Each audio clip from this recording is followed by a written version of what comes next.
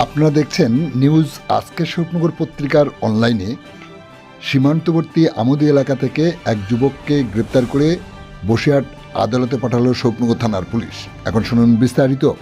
গতকাল সন্ধ্যার পর আমুদিয়া গ্রামের এক বাসিন্দা অবৈধভাবে বাংলাদেশে যাওয়ার চেষ্টা করছিল। কর্তব্যরত বিএসএফের জওয়ানরা তাকে প্রথমে আটক করে এবং তার জিজ্ঞাসাবাদে কথার ভিতরে অসঙ্গতি প্রকাশ পাওয়ায় তাকে শোকনগর থানার পুলিশ হাতে তুলে দেয়। আজ দুপুর 1টা নাগাদ ওই যুবককে শোকনগর থানার পুলিশ বসিরহাট মহকুমা আদালতে পাঠায়।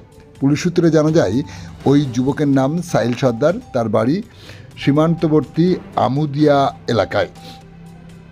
আপনারা দেখছেন সেই সময়কার বিশেষ মুহূর্তের ধারণকৃত ভিডিও চিত্র আজকের শোকনগর পত্রিকার অনলাইনে।